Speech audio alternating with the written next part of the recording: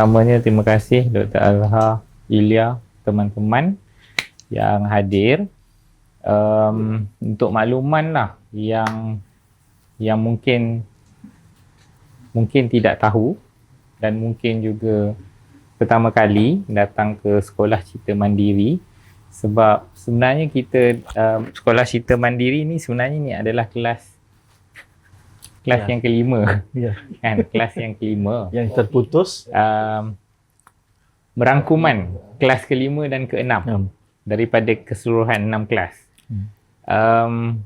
Yang telah terputusnya kelas ini selama setahun. Masya Allah, setahun terputus. Jadi murid-muridnya dulu ada 12 orang yang semuanya tidak available untuk datang hari ini. Semua sekali. Kecuali yang sedia ada lah. Semua sekali tu dia tak available untuk datang. Termasuk Emilia, termasuk kawan-kawan kita yang lain lah. Semua tak hadir. Jadi sebab jangkaan ini pun kita setelah berbincang dengan Dr. Azhar pun ingin melanjutkan siri sekolah Cita Mandiri ni lah. Jadi mungkin kita akan membincangkan hala tujunya kelak tentang apakah tajuk diskusi yang akan kita bincangkan. Dan untuk yang pertama kali hadir ke Kawah Buku, inilah ruangnya. Kecil, molek dan comel lah. Jadi sebenarnya dia mengajak kita untuk lebih ada feel intim lah kan, untuk berdiskusi dan tak usah malu-malu lah. Kita boleh berbincang, tak puas hati boleh terangkat tangan kan dan sebagainya lah. Jadi Alhamdulillah petang ni bersama dengan kita adalah Dr. Azhar Ibrahim yang memangnya saya rasa kawan-kawan yang kalau mengikuti wacana wacinu ni di media sosial dan juga di macam-macam tempat, kebiasaannya ada di Gerak Budaya, Sister in Islam dan banyak tempat Dr. pasti familiar. Dewan Bahasa, Rumah Pena, pasti familiar dengan Dr. Azhar Ibrahim.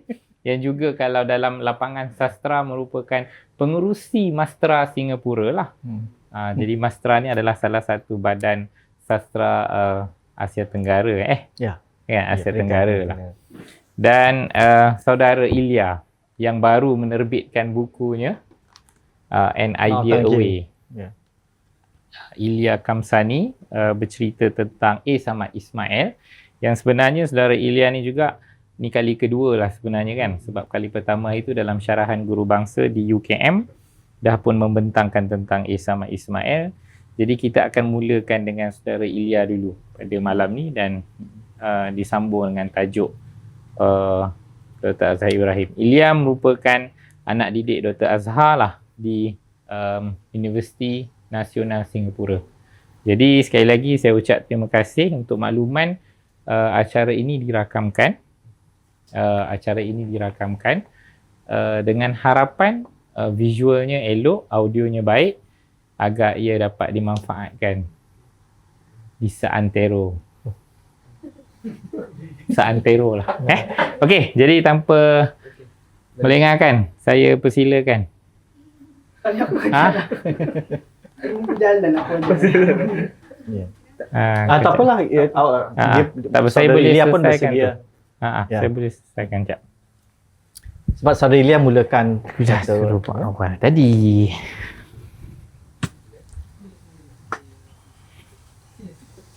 Seluruh jawab awal. Waalaikumsalam. Pertama sekali saya rasa ucapkan terima kasih kepada Tuan Razlan, kepada Kawah Buku, pihak Kawah Buku kerana sudi menjemput untuk membentangkan sedikit sebanyak kajian atau dapatan saya dari buku yang saya terbitkan bersama Gerak Budaya bertajuk An Idea Away, The Humanist Politics of Ismail. Buku ni dalam bahasa Inggeris, tapi saya akan cuba sebaik mungkin untuk bentangkan atau bincangkan di sini dalam bahasa Melayu lah. Jadi izinkan saya bilingual, diberi bahasa. Pertama sekali, saya rasa sosok ini tidak perlu kita ulas lebih. Saya rasa memang Isam Ismail ini memang sosok yang tidak asing lagi lah ambil wire di Malaysia. Oh, ya. Dia merupakan seorang wartawan, seorang jurnalis yang mapan di Malaysia, dan ada juga yang menganggapnya sebagai seorang yang telah memodelkan jurnalisme di Melayu dan juga di Malaysia.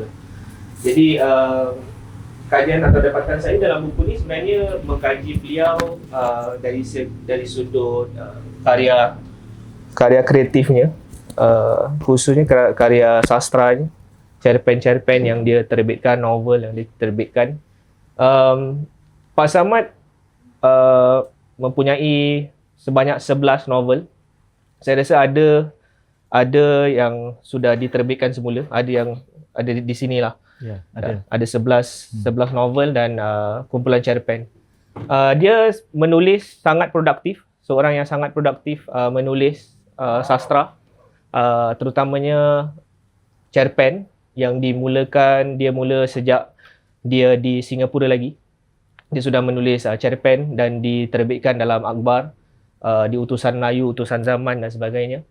Dan sangat menarik, dia hanya mula menerbitkan atau menulis novel selepas dia berhijrah ke Kuala Lumpur. Itu saya rasa fakta yang menarik lah. Sebab ramai teman-teman atau anak didiknya memang kata Pak Samad ni boleh habiskan buku dalam satu malam. Jadi dia memang sangat-sangat produktif, tetapi hanya memilih untuk menerbitkan novel selepas dia berhijrah ke Kuala Lumpur atas sebab-sebab tertentu. Jadi ada 3 gagasan besar saya rasa yang saya dapat bila saya mengkaji Pak Samad. Yang pertama, bagaimana dia melihat bahasa. Sebab masa dia di Singapura dan di Kuala Lumpur, dia banyak bergelut dengan persoalan bahasa. Bahasa sebagai bahasa kebangsaan dan sebagainya. Jadi dia mempunyai perspektif yang sangat tajam terhadap penggunaan bahasa Melayu itu sendiri dan juga bahasa Inggeris. Dia seorang yang bilingual, sangat bilingual. He can write in Malay really well, he can write in English really well, and he also can speak in both English and Malay really well. Dia kedepankan, walaupun kita kenal dia sebagai, atau orang menggelarkan dia sebagai seorang nasionalis yang tulen, tapi sebenarnya dia ada some parts yang dia depart from dia punya mentor seperti Abdul Rahim Kajai dan Ishak Haji Muhammad Pak Sako. Walaupun dia memang mengaku yang itulah idola atau mentor-mentornya, tetapi perspektifnya itu tentang bahasa, tentang bangsa itu sangat dia depart lah from these two personalities. Jadi yang pertama, dia melihat bahasa itu sebagai alat pembebasan, alat liberation lah. Itu gagasan yang pertama yang saya dapat. Yang kedua, sebenarnya semangat kemakmukan atau semangat multiculturalism itu sangat kuat dalam karya-karya sastranya dan juga penulisan-penulisan diskursifnya. Dan terakhir sekali, bagaimana dia melihat bahasa atau sastra dan jurnalisme itu sebagai alat pencerahan sosial dan politik. So, political and social enlightenment. Jadi sangat menarik kerana yang pertama saya boleh cuba ulas lebih tentang bahasa sebagai alat pembebasan. Dia membesar atau dia dikelilingi satu situasi sosiopolitik atau sosio-budaya yang sangat persoalan bahasa itu sangat masa itu tengah membuak-buak. Kan ada yang kelompok kanan, ada yang kelompok kiri yang sedang memperjuangkan persoalan bahasa ini. Jadi persoalannya bila saya mengkaji beliau dan penulisan-penulisan beliau tentang bahasa, di mana Pak Samad berdiri?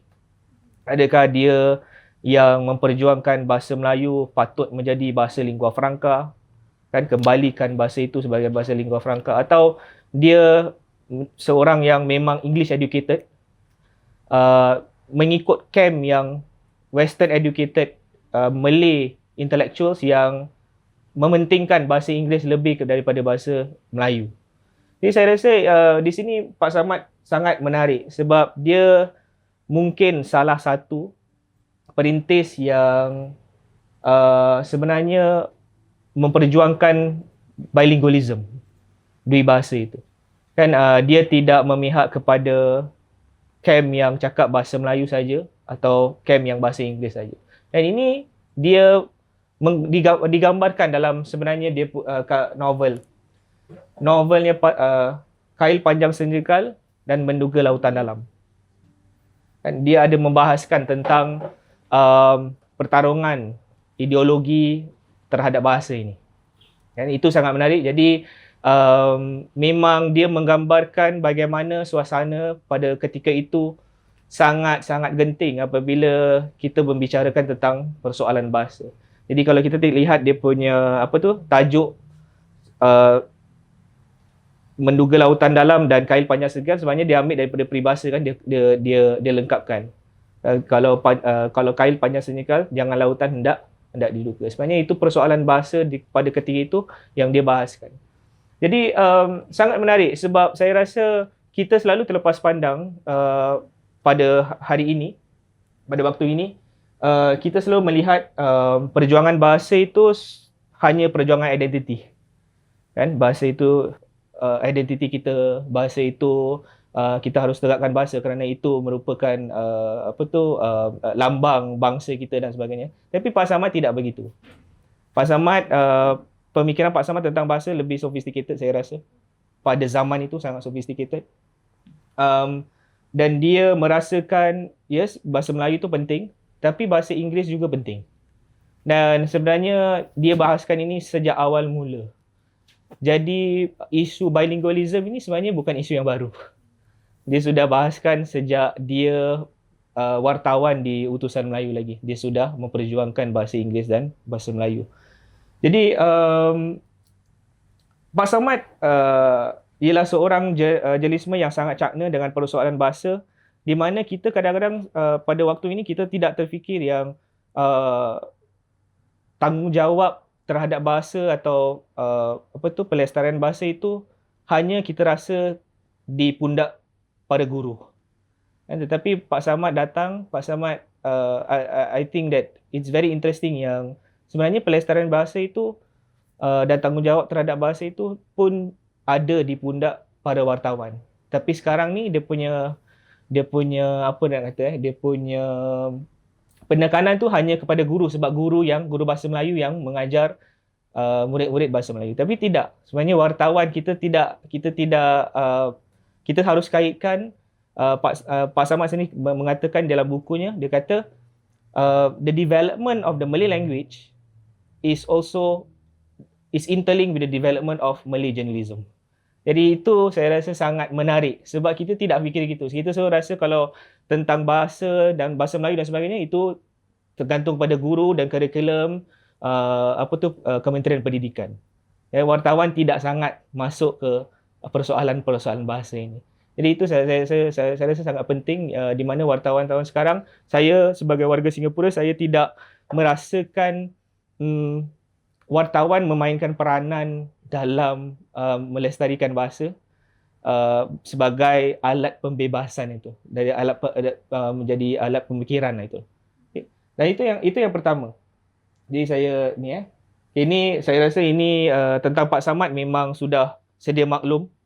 Memang kalau awak Google memang lagi banyak lah tentang Pak Samad, kehidupannya dan sebagainya. Dia dilahirkan tanggal 1925. Ini disahkan oleh ahli keluarganya sendiri sebab banyak di online masih menganggap Pak Samad ini dilahirkan 1924. Sebenarnya tidak, 1925. Dan dia bertugas mula di Singapura, Utusan Melayu, dan seterusnya dia berpindah ke Berita Malai, Berita Harian, dan di Kuala Lumpur New Straits Times. Dan dia juga merupakan ideolog Asas 50. Sesiapa yang kita tahu Asas 50 memainkan peranan penting pembangunan sastra, kemajuan sastra di Melaya. Jadi dia merupakan ideolog, bukan an official member of Asas 50. Dia sendiri tidak mengaku dia an official member. Tapi kita dapat lihat anak didiknya, kita kenal sastrawan-sastrawan negara kita yang pertama dan kedua, Usman Awang, Karisman dan sebagainya, juga merupakan wartawan under the mentorship of Pak Samad himself. Jadi memang kita dapat lihat bila kalau kita baca novel-novel Pak Samad, cerpen-cerpen Pak Samad tu ada cebisan-cebisan, tepiasan-tepiasan idea-idea dia dalam karya Pak Samad, karya Karismas, karya Usman Awang, karya Samad Said dan sebagainya. Okay, dia ada regional influence kan, dia punya hubungan dengan wartawan dan penulis-penulis di Indonesia sangat-sangat akrab, sangat-sangat erat. Dan saya rasa political imagination dan inspirasi politik tu sebenarnya juga di influence from Indonesia. There is that Indonesian factor. So ini saya okey. Jadi gagasan yang pertama bahasa sebagai alat pembebasan, liberation. Dan kedua is sebenarnya bagaimana dia melihat sastra dan jurnalisme sebagai alat pencerahan sosial dan politik. Jadi dia tidak merasakan wartawan itu hanya sekadar reporting. Kita pergi on the ground, kita nampak sesuatu yang terjadi, kita report, kita patah balik office, kita tulis. Tidak, Pak Samad tidak begitu. Pak Samad selalu rasa bahawa kita mesti ada social mission tu lah. Sebagai wartawan, mereka harus ada social mission. Jadi dia go beyond reporting. So, jurnalisme itu sebagai platform for intellectual and political awakening. So, sangat politik, sangat political, sangat polemical penulisannya. Dan penulisan anak didiknya sebenarnya. Christmas dan Osman Awang, kalau awak lihat, Said Zahari dan sebagainya, itu memang penulisannya sangat polemical dan political sebab semangat anti penjajahan itu waktu itu.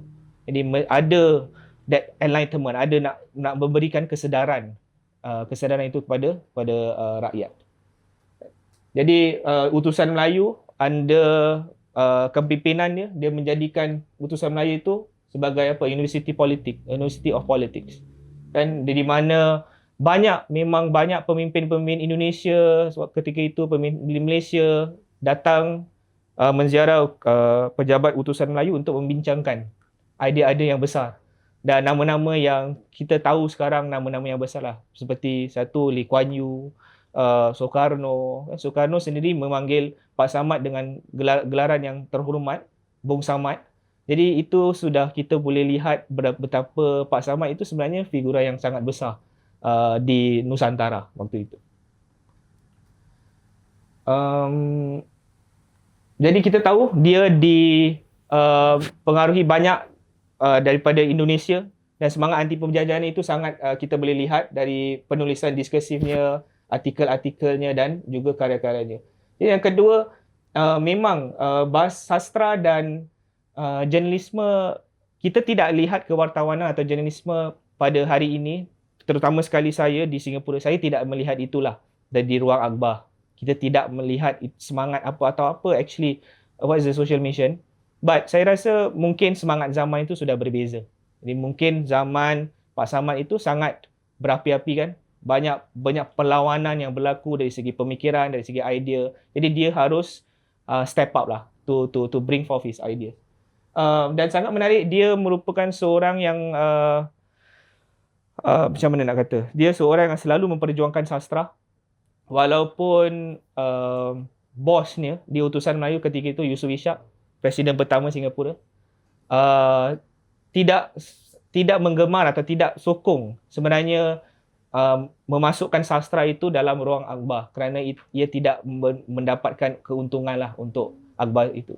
Jadi bosnya itu lebih kepada business minded, right? Very business, apa yang menguntungkan akhbar atau utusan Melayu. Tapi Pak Samad tidak. Pak Samad cakap mesti ada sastra dalam ruang akhbar. Jadi kerana itu banyak penulis-penulis awal yang nama-nama besar, sastrawan-sastrawan besar itu sangat terhutang budi dengan Pak Samad, kerana dia yang menyediakan platform untuk menerbitkan karya-karya mereka, termasuklah Christmas sampailah ke Syanon Ahmad dan sebagainya. Saya tak pasti di sini, kalau di Malaysia ni akhbar masih produktif ke tidak untuk menyiapkan ruang untuk karya-karya sastra. Saya tak pasti bagaimana. Ada. Masih adalah. Ya. Cerpen dan puisi, esei. Ya. Okey. Jadi dan gagasan ni yang ketiga yang saya rasa paling menarik bagi saya, sebenarnya dia ada satu semangat nasionalisme yang sangat inklusif, multiculturalisme itu. Jadi bila kita sekarang sedang membicarakan, atau kalau saya di Singapura selalu kita punya social fabric itu selalu multiculturalism, multi budaya dan sebagainya. Sebenarnya Pak Samad sudah membincangkan ini, sudah memperjuangkan ini sejak mula lagi dia sudah dia membincangkan ini. Dan banyak cerpen-cerpennya saya tak pasti kalau ada ingin jadi pujangga buku di sini. Masih ada. Kumpulan cerpennya. Stop. Okay. Okay. Kenapa tuan? Ini hari kita mempromosi Ya. Ismail. Okey. Itu buku saya rasa kumpulan cerpen ni yang sangat baik. Saya boleh kata tuntas juga, complete. Kan sebab dia punya period tu sangat lama daripada dia di Berita Malai sehinggalah 1990 atau 1980 gitu. Terkandung banyak cerpen-cerpen yang saya rasa membawa semangat kemakmukan ni. Yang saya rasa yang paling prominent lah, yang paling nyata itu Akau Masuk Syurga. Satu tajuk ni Akau Masuk Syurga, itu tuan-tuan mesti, kawan-kawan mesti nak kena baca Akau Masuk Syurga. Yang kedua Putu. Dia sangat multiculturalism lah. Dia punya karakter kat dalam tu memang bukan orang Melayu semua. Dia angkat rakyat-rakyat kecil juga. Putu dan terakhir Cina angkat najis di rumah saya. Ini tiga saya rasa memang clear dan konsisten pendirian Pak Samad tentang multiculturalism itu. Dia sangat anti-racist. Jadi sebab kita sekarang selalu multiculturalism itu dah menjadi sebagai satu political rhetoric. Jadi kita harus once in a while kita harus mendalami sendiri. Actually multiculturalism ni apa? What is the semangat? Sebenarnya Pak Samad sendiri, kita boleh lihat dari karya-karya ni, sebenarnya multiculturalism ni mesti ada pengisian anti-racism. We have to be anti-racist. If you are not anti-racist, you can say you are multiculturalist, but you can still be racist. Jadi Pak Samad ini memang semangat pengisian multiculturalism itu memang anti-racisme. Jadi dalam karya Putu, dia mengangkat rakyat kecil, seorang India yang terkesamping, penyapu sampah, dan bagaimana kehidupan Putu itu di tengah-tengah kampung Melayu. Itu sangat menarik, macam bagaimana dia mengangkat suara Putu.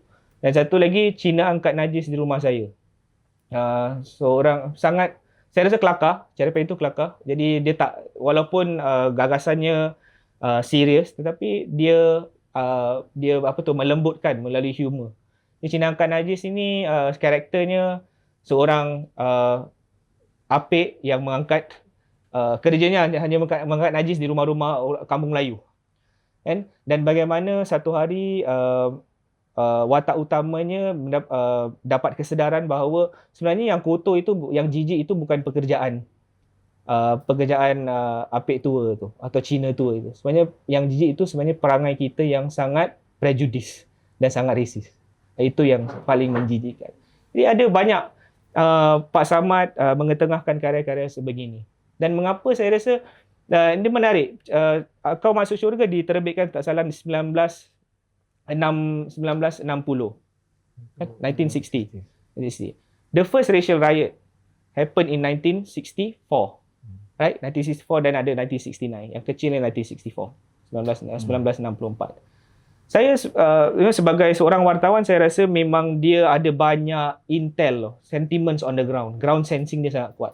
Sebab apa? Dia adalah pasang orang. Dia ada sendiri berceritakan di memoirnya. Jadi dia punya networking tu sangat kuat sebagai seorang wartawan. Ini memang saya boleh dapat rasakan sebagai seorang pemikir, dia sudah ada foresight.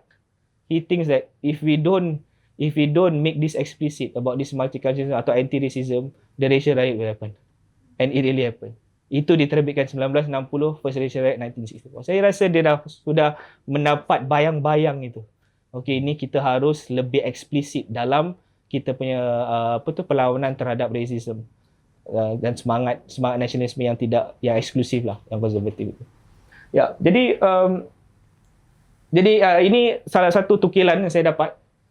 Kita mencintai kebebasan, ini dari Pak Samad sendiri. Kita mencintai kebebasan untuk berkarya sebagai wartawan, tetapi kita juga menyedari bahawa kebebasan ini harus mengambil kira kepentingan membangun suatu bangsa bersatu padu dan mengambil kira hakikat masyarakat majmuk negara kita. Jadi sejak awal lagi dia sudah mengapung-apungkan semangat kemakmukan dalam sebuah negara. Dengan itu, pembaca masing-masing surat khabar mendapat satu gambaran yang menyeluruh dan berimbang, menanam perasaan dan menimbulkan kesedaran kepada berbagai-bagai golongan dan peringkat pembaca bahawa mereka adalah segolongan dari suatu keluarga yang besar.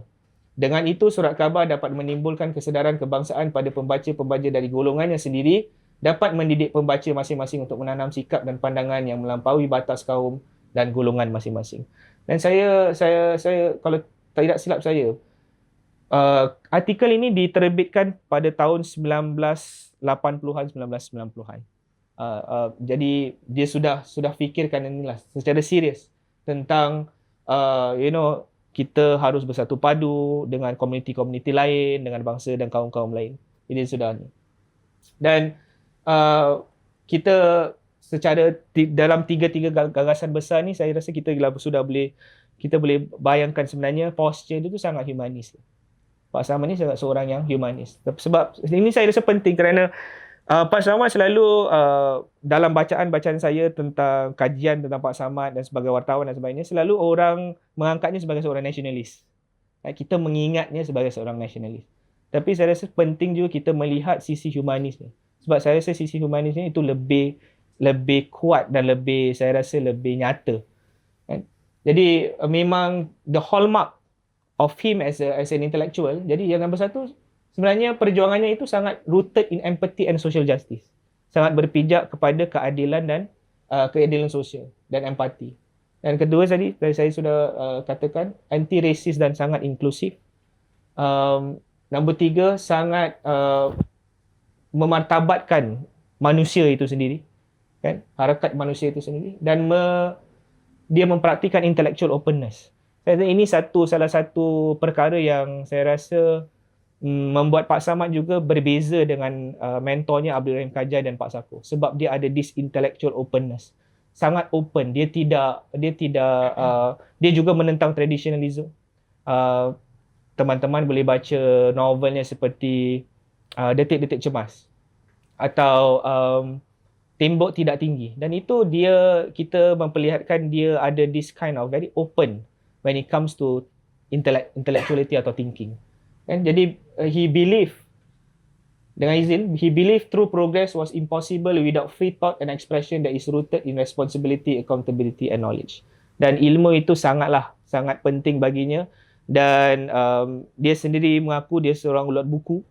Dia suka membaca dan dia membaca buku-buku dari klasik sehinggalah buku contemporary. Dan itu menunjukkan juga, membuktikan juga intellectual openness dia. Itu dia boleh dia sangat menganjal itu. Dia punya pemikirannya boleh, it's not really conservative, right? Dia boleh very organic thinker. Okay, sebentar. Maaf tuan, saya lagi berapa minit juga. Okay, dan ini saya rasa saya tutup dengan ini, boleh? Ya. Boleh? Okay. Ya. Ini saya rasa ini sangat clear lah, sangat nyata, sisi humanis itu yang sangat kuat. Jadi selepas tahun 2000, kita tidak lagi ingin melihat karya-karya yang lesu tidak berbahaya. Sebelum itu saya nak, ini artikel sebenarnya satu syarahan atau satu, saya tak salah saya, acara di mana dia membentangkan hala tuju sastra kepada penulis-penulis sastra serantau.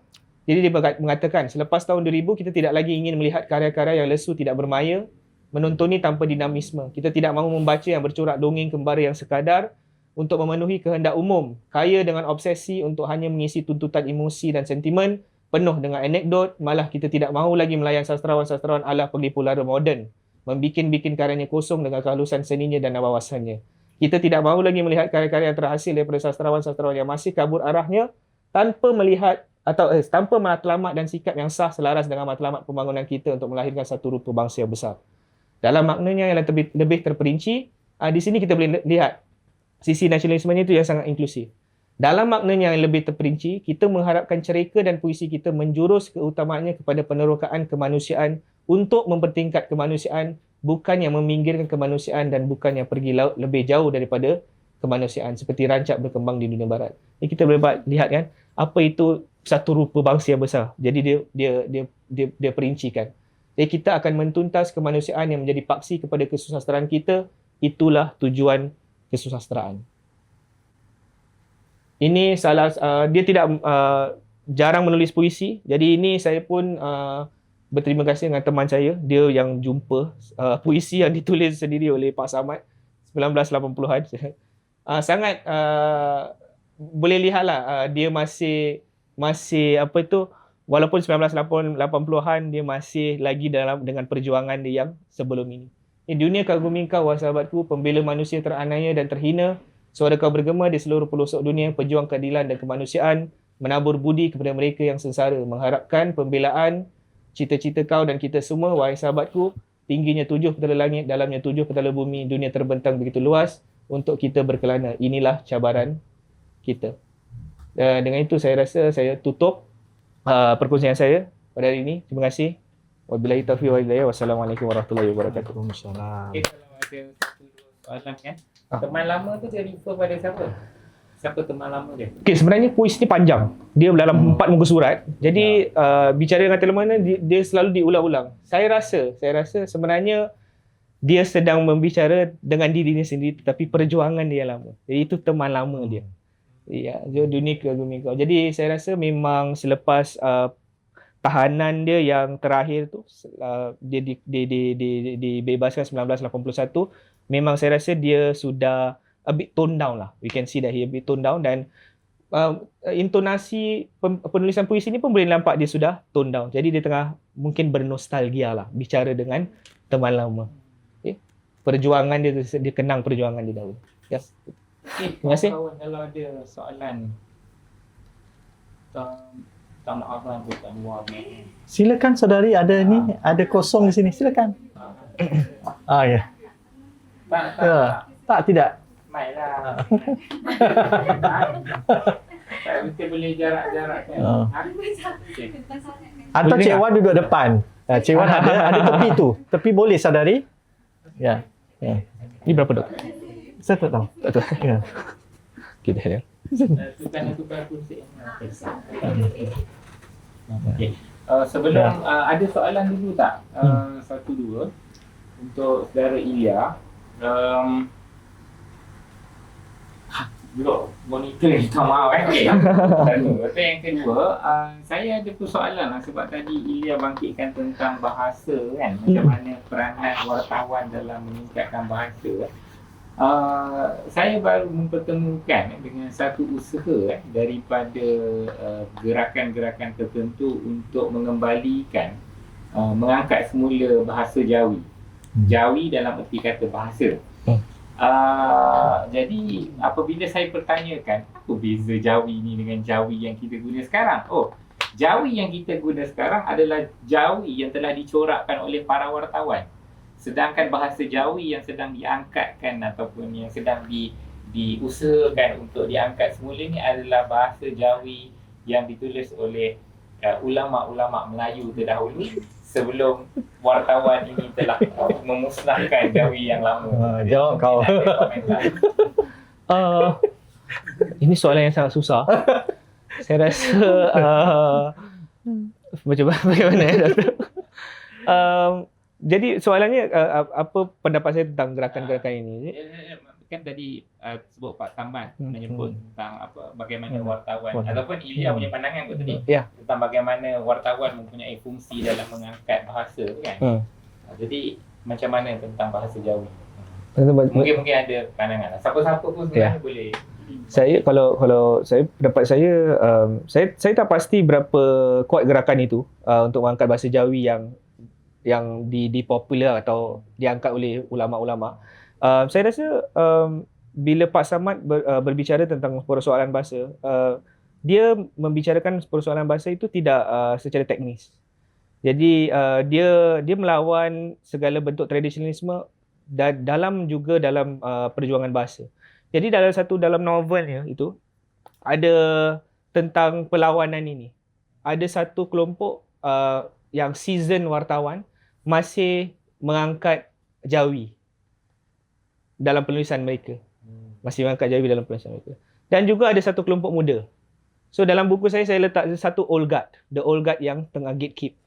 Right, this penulisan Jawi, bahasa itu mesti keislaman dan sebagainya. Itu satu sisi. Lagi satu sisi, the new blood. The new blood ni saya rasa memang merujuk kepada dirinya sendiri yang sedang membawa pembaharuan.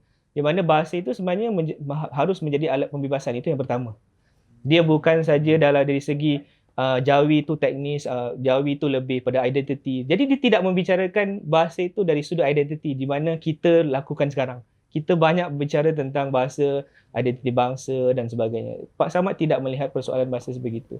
Jadi kalau saya rasa Pak Samad kalau masih hidup pada zaman ini, mungkin dia akan mengkritik gerakan-gerakan tersebut kerana kalau gerakan itu tidak menghidupkan kembali Jawi ini, bahasa Jawi ini, dia tidak mendatangkan sembarang manfaat sosial, saya rasa dia akan kritik. Itu pegangan yang sangat konsisten. Jadi saya rasa pandangan saya, ya itu pendapat saya. Ya. Saya rasa pasti yang gerakan ini bila mereka nak hidupkan kembali Jawi ini sebenarnya sebagai sebahagian daripada identiti kan. Identiti sebenarnya dia adalah tentang warisan keilmuan turas. Oh, Okey. Boleh saya tambah kalau sekarang kita dah dalam bahan ni. Terima kasih saudara, agaknya baik jawapan berkenaan dengan ni. Selari dengan pendapat Pak Samad. Satu, kita ada mesti bicarakan tiga perkara. Satu perkara berkenaan dengan persoalan kepedulian mengangkat authenticity. Ya. Jadi semua gerakan dalam dunia mahu autentik. Siapa pun, ya. Jadi kerana ada gelombang politik tertentu, orientasi keagamaan tertentu, mencari autentik itu menjadi satu premium besar. Ya. Jadi kita bila mula-mula asalnya mempertahankan Jawi itu sebahagian daripada mempertahankan bahasa Melayu. Ya. Tapi dia berubah pula. Jawi yang mana pula sekarang, ya kan? Kalau kita lihat, authenticity itu sudah menjadi satu bentuk gaya pula. Gaya penulisan. Jadi sebenarnya gaya tu gaya kitab. Ya, tadi saudara menyebut yang digebar-geburkan adalah berkenaan dengan turaf, kembali kepada turaf. Ya. Kembali kepada turaf boleh tak digunakan dalam apa jua bahasa, contoh. Ya, contohnya dalam dunia Arab, turaf itu diperkembangkan bukan saja pada bahasa Arab lokal, ya, tetapi bahasa Arab yang di luar, ya, spesifik macam Saudi dan Mesir beda kan? Termasuk dalam bahasa Inggeris atau bahasa Eropah. Tetap turaf tapi dalam bahasa yang lain. Ya. Nah, di tempat kita, kerana adanya kecenderungan konservatisme yang tertentu, benda yang autentik disalah keliru dengan benda gaya. Ya. Saya nak didik pengajaran Melayu, banyak kitab yang kita baca. Ya. Nak baca kitab-kitab lama berkenaan dengan keilmuan Islam, bagus. Dia cantik, dia sangat tu. Tapi sebagai komunikasi gagal. Sebab dia memerlukan penguasaan bahasa Melayu yang luar biasa tinggi. Ya? Sebab antara sisi bahasa itu, dia bukan saja berkenaan dengan authenticity, bukan sahaja gaya, tetapi dia berkomunikasi. Jadi kalau kita lihat, sisi yang komunikasi itu pasti tidak akan dapat tembus. Kecuali kalau nak main inilah, Dead Poet Society lah. Gitu. Ya kan? Ya, kita baca Shakespearean saja kan, tapi yang di luar berkembang. Nah, itu jadi satu sisi kita tabik lah. Nah, namun penguasaan ini, menguasai turaf pasti memerlukan lintas ilmu. Ya kan? Sedangkan ulama yang mencipta itu mempunyai zaman mereka lintas ilmu masing-masing. Kita ambil produk yang tersiap. Ya, dengan fikir kita rasa Jawi kita dah boleh kuasai. Maaf, kalau anda tak tahu usul dia kuat, suluk anda tak kuat, adab anda hikmah tak kuat, falsafah tak kuat, ini jadi rosak. Nah, jadi dia sekadar nanti menjadi persoalan gaya. Gini saya beri contoh. Saya kasih tuan-tuan, ayo kembali kepada Melayu klasik. Saya kasih tuan-tuan, ayo kita baca Hamzah Fansuri. Boleh tak kita jadi pakar Hamzah Fansuri kalau tanda wahdudul wujud? Tak boleh. Anda grade 1 pun Melayu A, baca Hamzah Fansuri, tak tahu wahdudul wujud, tak mungkin boleh faham. Sebab baca Hamzah Fansuri mesti ada wahdudul wujudnya. Bukan main-main. Oh, saya ada kuasaan bahasa Melayu. Saya tahu gaya ni. Tak boleh. Anda tak faham doktrin wahdatul wujud, berlawanan dengan doktrin-doktrin lain, tak jalan. Jadi, korpus ilmu mesti bagus. Balik kepada korpus bahasa ni, cakap senang lah. Ya. Tak mungkin orang boleh menguasai Shakespeare kalau tak tahu sejarah Elizabethan. Banyak English power-power kan? Tapi tak tahu filsafat, tak tahu theory of governance, tak tahu ini, tak tahu itu. Akhirnya tak boleh faham Shakespeare. Ini terjadi pada tempat kita. Jadi counterproductive lah. Okey, itu saja. Ada yang soal mesti Tadi Ila ada beritakan dan nyatakan Pak Samad hanya menulis cerpen ketika sampai di Malaysia, betul? Novel. Novel. So basically, adakah disebabkan dia nampak macam mana keadaan masyarakat kat sini tak boleh nak bagi direct, maksudnya macam just tulis yang perkara-perkara direct tak boleh, so dia kena macam bunuh-bunuhkan dulu ataupun orang sini ataupun dia akan dapat ancaman keselamatan atau sebagainya kerana menulis secara direct. Adakah itu masalahnya ataupun apa penyebab dia tulis novel di Malaysia? Saya rasa pengamatan saya memang sebenarnya cerpen dia di Singapura memang dah direct, memang dah berapi-api. Cuma saya rasa desakan keadaan politik sebab dia tahanan kan, merupakan tahanan 3 kali. Jadi saya rasa bila dia di Singapura tu sangat ada banyak cabaran lah untuk dia menerbitkan novel. Jadi dia justru di Kuala Lumpur mungkin saya rasa dia nak berimajinasi tu lebih tidak terkongkong. Jadi banyak karya-karya awalnya, novel-novel awalnya sebenarnya menulis tentang kehidupan atau pengalamannya di Singapura. Kan, jadi memang di Singapura tu dia dipantau ketat. Kan, dia justru ditahan 2 kali dan sebagainya, anti-British articles dan sebagainya. Jadi mungkin di Kuala Lumpur dia tidak merasakan kongkongan atau kekangan itu lagi. Jadi dia boleh terbitkan pengalaman-pengalaman tentang anti penjajahan dan sebagainya di Kuala Lumpur. Jadi saya rasa itulah menurut pengamatan saya. Yep. Sebelum kita menyambung perbicaraan kita dengan Dr. Azhar, boleh tak kita nak berkenalan dengan semua kawan-kawan yang datang? Disebabkan ruang terima kasih, maaf. Ya, Terbaik. ya. Saya setuju. Terima kasih. Saya setuju. Kita lebih intim lah. Ya, boleh. Jadi saya pun tahu ya. Jadi saya mulakan dengan diri saya, Azhar. Boleh. Ya. Saya Azhar Ibrahim. Saya Muhammad Ilya. Sebenarnya kita semula Azhar Ibrahim dari mana? Oh, saya maaf teman-teman. Saya dari Singapura. Saya mengajar di Jabatan Pengajaran Melayu Universiti Nasional Singapura. Saya Muhammad Ilya. Saya juga dari Singapura. Saya merupakan anak didik Dr. Azhar di Universiti Kebangsaan Singapura. Azhar kawan buku lah. Tuan punya rumah ni. Nama saya Ahmad Zab dari Universiti Malaya. Oh ya. Dari jabatan mana saudara? Bukan Pengajian Melayu lah. Oh, bukan. Daripada Institut Sains Matematik actually. Okey. Oh, romantik. Saya Huzairi. Saya dari Universitas Indonesia. Tapi orang Malaysia. Orang Malaysia. Dari baju baru. Saudara? Faris dari Salah. Ya. Azhar. Tak bekerja. Okey. Saya Faizal dari Kajian. Okey. Cik Fazal pernah datang dulu sini kan? Ya kan. Betul tadi. Ya. Oh, dah terbit dah. Yang kopi ya. Ya, alhamdulillah. Oh. Okey. Ada radio. Oh ya. Oh ya. Ada ya? Ada. Oh ya. Okey, saya Syafilan bin dari Kelang dan hybrid ke Johor Bahru. Saya Nakib Najib. Tersyarah di Universiti Darussalam dari Darussalam. Ya. Saya Nur Hazira.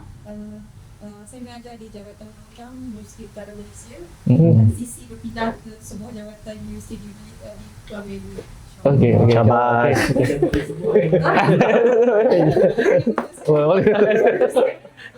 Ini saudari kita. Ayo, kenal diri lah. Kamu Itu yang dua di luar. Ayo. Tidur. Satu lagi. Ada. Terima kasih. Okey, yang kedua selepas kita berkenalan, actually marilah kita deconstruct juga cara duduk kita. Ya. Bebaskanlah kalau ini. Classroom sangat. Supaya Betul. kita rasa lebih lega dan macam terbuka minda. Kita di sini. I control. Boleh. You sit there. Okey, boleh. Terima kasih. Okey, so tanpa melengahkan masa, intelijensia budaya dan sastra antara menggagas dan menggugah. Dr. Azhar Ibrahim Alwi. Okay. Ya, terima kasih Saudara Azan. Bismillahirrahmanirrahim. Assalamualaikum warahmatullahi taala wabarakatuh. Salam sejahtera dan selamat malam tuan-tuan, puan-puan, saudara-saudari yang berbahagia.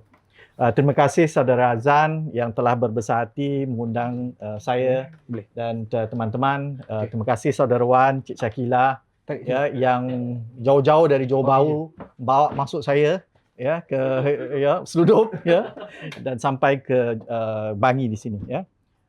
Inilah yang disebut antara sisi kemandirian itu ya. Kita tak dipaksa-paksa oleh Saudara Azan ya, kita datang dengan rela hati sebab kebetulan kalau saya ada di Lembah Klang ataupun Klang Valley KL, saya nak singgahlah ke sini ya. Kenapa ia terputus? Kerana kerja-kerja yang tak terdaya untuk kita perpanjangkan. Namun pulang kali ini untuk balik ya, memikirkan sama sekolah mazhab mandiri ya. Sekolah mazhab mandiri ni kurang lebih autonomous school of thought lah kurang lebih ya. Nah, kenapa disebut itu teman-teman? Antara lain adalah kita mahu menggagas dan sekali arung juga menggugah ya. Cara kita membaca ya, cara kita berbagi, cara kita berwacana ya. Kalau kita sebut menggagas itu pasti adalah kalau orang sebut hari ini alternatif lah.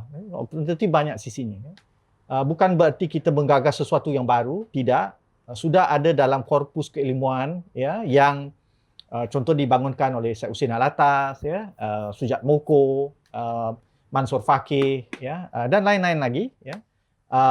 Ataupun yang ada di Thailand, Sulap Sivaraksa ya, ataupun ada yang di Filipina, Rento Constantino, dan banyak lagi yang telah membangun ilmu kemanusiaan dan ilmu kemasyarakatan dengan keperluan dan gayanya tersendiri ya, cara untuk melihat dunia dengan lebih jelas ya, tanpa didiktat ya oleh suatu gagasan keilmuan yang sangat Eurocentrik hari ini kita sebut, ataupun Euro-Amerika lah ya.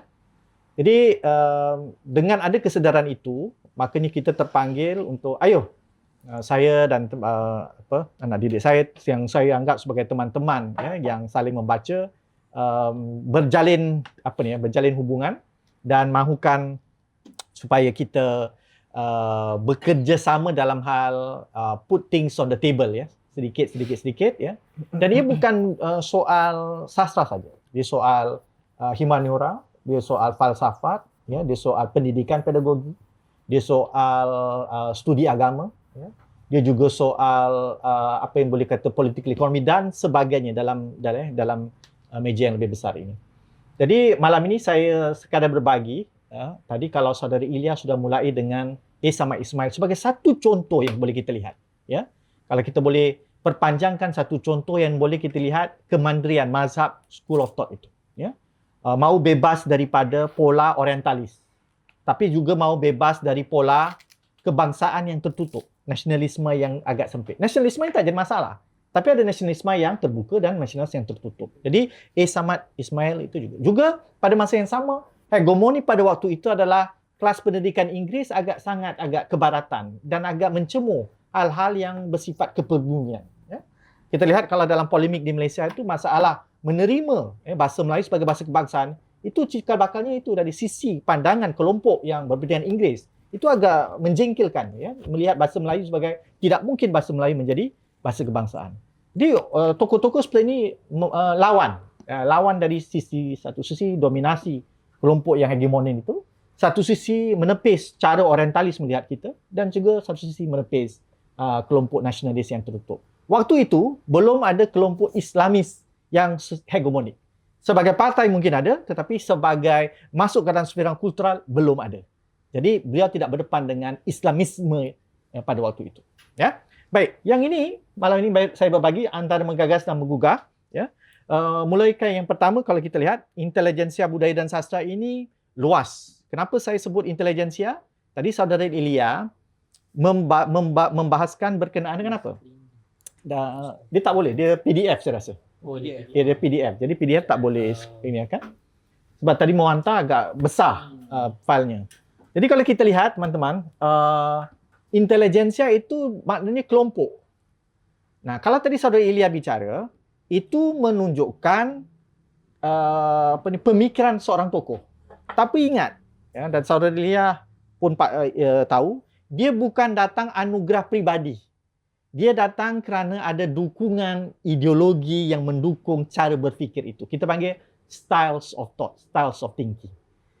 Manusia penulis, dia tidak hadir dalam dunia seorang-seorang, tak ada. Ada idea yang dia gagas, itu sudah ada ya butir-butirnya menyelinap dalam masyarakat. Itu secara. Tak ada orang dalam dunia alih-alih dia wujud dia sendiri. Itu tak ada dalam dunia secara hukum. Ya, tak ada. Jadi kita harus berhati. Makanya saya sebut ini intelijensia. Okay, contoh kalau kita faham seorang pemimpin, tokoh, kepimpinan, tak mungkin seorang je. Kerana dia berdasarkan pada ideologi, kelompok partinya dan sebagainya. Ya.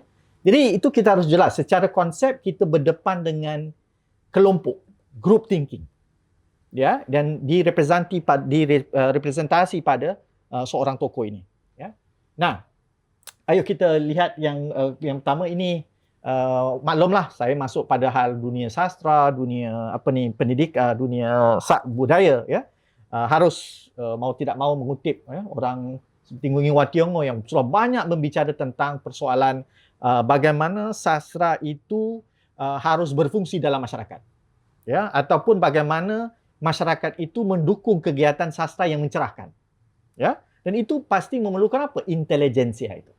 Ya, apa intelijensia? Nah, ada perbezaan intelektual dan intelijensia. Ya. Intelektual mungkin pada diri perorangan yang mempunyai kemampuan untuk berfikir, ya, sebagai orang yang menggagaskan sebuah idea, mengkritik sebuah establishment, mengusulkan sebuah teori, ya, dan mengajak orang berfikir secara kolektif. Itu sisinya intelektual. Intelijensia yang tadi saya sebut tu, kelompok, dan intelijensia ini lahir dari sistem pendidikan yang formal. Yang paling penting, dia dapat berfungsi dalam masyarakat.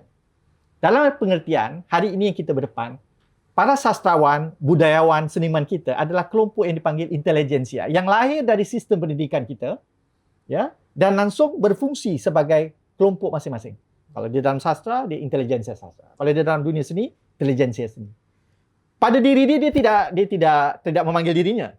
Ya, tapi kita sebagai student of society, kita melihat, oh ini kelompok ini kelompok ini kelompok ini. Namun, semua mempunyai, ya, keharusan, berkewajiban untuk menjadi intelijensia yang berfungsi. Berfungsi itu, menurut Alatas, perlu temu 4 kriteria. 1, kemampuan dia untuk melihat masalah dalam masyarakat. Kedua, dia mampu, ya, untuk mentakrif masalah itu tadi. Ketiga, harus mampu menganalisa, dan keempat, harus memberi jalan keluar. Kalau ada 4 kriteria besar ni, dipanggil intelijensia yang berfungsi. Nah, maka kalau kita lihat, ada tak kriteria-kriteria ini pada seniman dan budayawan kita? Jadi kalau kita lihat, sebagai contoh yang menarik, di saat kita hidup dalam penjajahan, penjajah tak buka sekolah menengah, ya, apa yang kita ada itu, intelijensia Melayu, yang mulanya sebagai guru sekolah, menjadi wartawan dan menjadi guru, ya, itu luar biasa sebagai kelompok, mampu untuk keluar dari kongkongan orientalisme itu. Ini tidak berarti semua orang. Nah, jadi kelompok contoh, ya, dalam lingkungan Samad Ismail itu tadi, orang seperti Christmas, orang seperti siapa? Usman Awang, ya, orang seperti Pak Ashraf, Ashraf Wahab, ya, orang seperti dan lain-lain kalau boleh kita kumpulkan, itu menarik, kemampuan untuk mereka mengkritik, ya, bebas mengkritik, dan pada pandangan yang sama menggagas benda yang baru. Contoh antara gagasannya paling mudah, ya. Kalau kita lihat sezaman itu dalam dunia kesusastraan yang dibawa oleh Inggeris, itu tu orang tak nak cakap tentang bagaimana sastra itu mengangkat martabat manusia. Kolonial punya wacana bukan tu. Kolonial punya wacana bourgeois, ya. Ya, kelas menengah atas. Dia tak ada peduli ni nak mengangkat upliftment of people. Tak ada nak berpihak darah kecil, tak ada. Ya, tak ada berkenaan bagaimana seni itu boleh dapat memberikan adab pada manusia, menghaluskan manusia. Tak ada. Tapi mereka, kelompok ini, dengan segala keterbatasan, mampu untuk menggagas. Di satu sisi menggagas, satu sisi mengkritik. Sekurang-kurang pun tak ada universiti, tak ada apa, mereka mampu. Makanya dari awal bibit itu timbul. Contoh yang paling mudah. Apa kita nak? Kita nak mahukan manusia baru. Ya, kita nak wanita baru. Siapa mengungkapkan tu? Ya, Adibah Amin dan Anissa Birin. Belajar dari mana? Gerakan feminisme tak ada dalam tu. Tak bawa gagasan tu. Ya kan? Mereka tahu feminisme ada, tapi mereka tahu. Syed Hussein Alatas, manusia baru, Melayu baru. Ya. Apa lagi yang tu? Modernisasi. Kita anggap modernisasi sudah terurus kan pada zaman itu. Untuk kita keluar daripada belenggu kolonial, kita harus menggerakkan modernisasi. Pemodenan sangat penting. Ya. Bayangkan Barat nanti nak sebut pemodenan tak? Tidak, bagi mereka tidak peduli. Apa peduli pada rakyat yang dijajah untuk dimodernkan? Tak perlu. Ya. Tapi ada kesedaran di kalangan. Jadi sebenarnya teman-teman, setidaknya kalau saya lihat intelijensia sastra kita, betapapun ada keterbatasannya, mereka telah melakukan sesuatu yang boleh kita sebutlah, tadi saudara Ilya menyebut melawan rasisme. Ya. Kedua, dengan itu multiculturalisme lah. Ya. Melaya tempat untuk semua. Ya. Itu luar biasa itu. Dan bagi itu, saya beranggapan di saat ada gelombang yang sangat kanan, kerana kuatnya mereka berpengaruh, itu melembutkan cara kita berfikir secara moderat. Lama kita pegang kemoderatan itu. Ya, tak pernahlah ya, kita sepanjang hidup saya pun dengar hidup ya, keluarga yang anti rasis tak pasal-pasal. Ada ya, keliling yang duduk ya. Melarat juga, tapi tak sampailah nak menuding jari ni semua orang ni salah ni.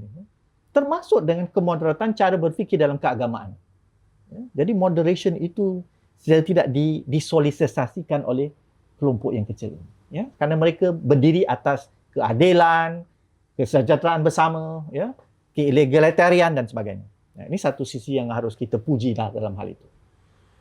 Namun, kalau kita lihatlah sebagai contoh, apa lagi yang digagaskan oleh kolonial? Melayu malas. Ya kan? Melayu malas jelas. Ya? Apa yang teman-teman sastrawan dan budayawan kita buat?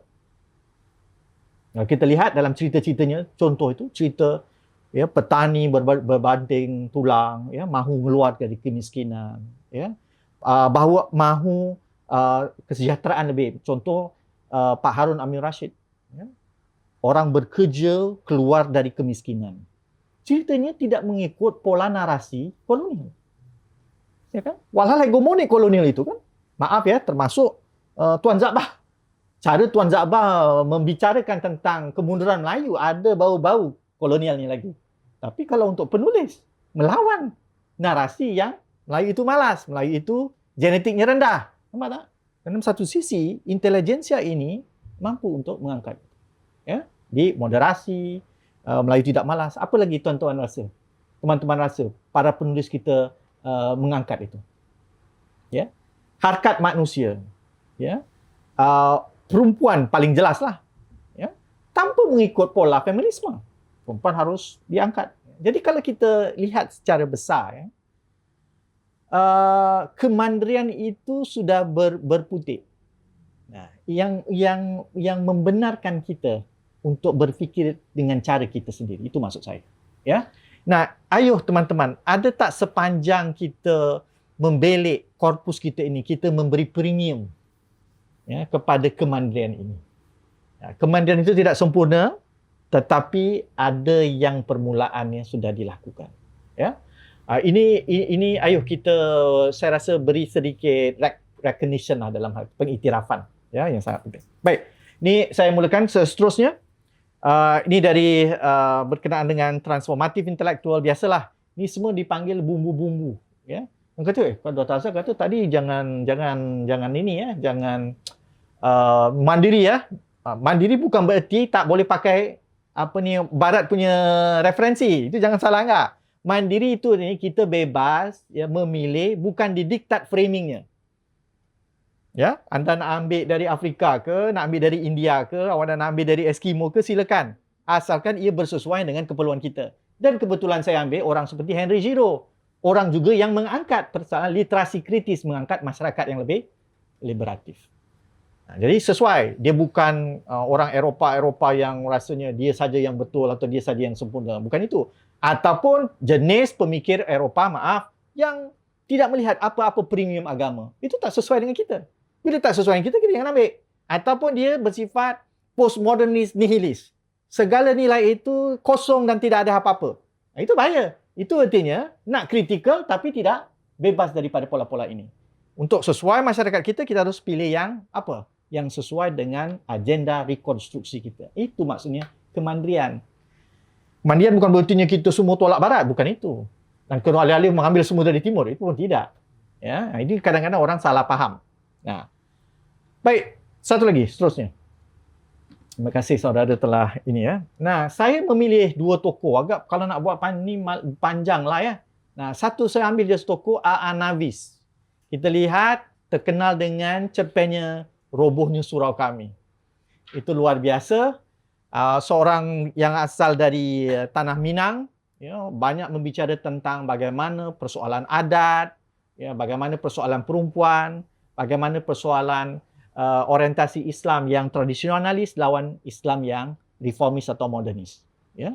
Artinya cara berfikir dia itu bukan cara yang diimajinasikan oleh narasi kolonial. Dia mau keluar dari situ. Itu satu sisi yang kita boleh anggap kelompok yang menggagas pada siapa yang gugah. Okey. Tu mudahlah kita nampak dia gagas. Yang gugah tu apa? Ceritakan sedikit tentang Robohnya Surau Kami. Seterusnya Navis yang reformis. Ini ada lagi terus saudara? Ya. Robohnya Surau Kami. Cerpen ni sangat luar biasa. Belum lagi zaman gelombang sastra Islam belum ada itu. Tetapi dalam cerita ini mudah saja. Seorang kiai, kakek, seorang yang bekerja, seorang imam lah yang bertugas dalam sebuah surau iaitu di Tanah Minang. Dan pada masa sama juga dia mengambil kerja part time lah, mengasah pisau. Datanglah seorang tokoh, seorang anak kampung ini, dan beliau ini bercerita, dia tukang cerita lah. Dia kata ada satu cerita di mana Haji Saleh di hari kiamat itu di padang mahsyar jumpa pada dengan Tuhan, dan semuanya orang-orang alim dimasukkan dalam neraka. Jadi haji ini Haji Saleh itu minta teman-teman dia, ayo berkumpul, kita protes pada Tuhan. Buat tanya pada Tuhan, kenapa ni kami diduduk dalam ini begini-begini, dalam dunia kami beribadah, tapi kenapa kena masuk? Tuhan pun tanyalah, checklist lah. Apa kau buat, aku buat apa. Semua yang dia buat tu tidak bertepatan dengan Tuhan, apa yang Tuhan mahu. Antara yang menarik, Tuhan tanya, bagaimana bila ada kemiskinan, orang lapar, apa kau buat? Tidak, kami hanya berdoa padamu, kami hanya bersyukur kepadamu ya Allah. Maka murkalah Tuhan. Ini hukumankan dia ke dalam neraka. Ceritanya dramatik sekali. Masuklah neraka.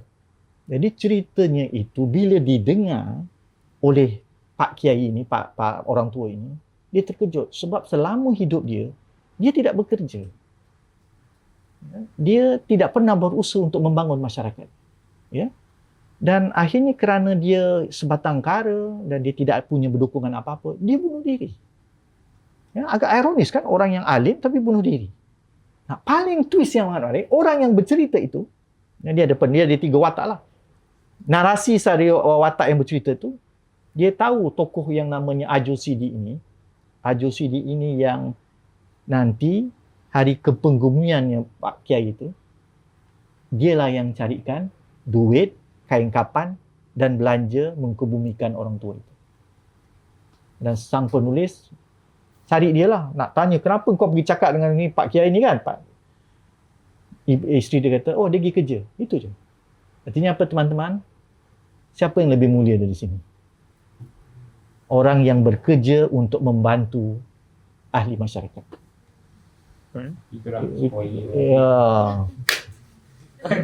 Alamak, salah. Saya terlupa. Saya ingat saya dalam kelas. Rupa saya dalam kedai buku. Pada kedai buku kita tak boleh habiskan cerita. Maaf saudara. Ini sindrom mengajar Sebab guru tak boleh habis, tak boleh, kita tak boleh tergantung. Kita tak boleh jadi postmodernis. Itu mesti habiskan cerita. Ya.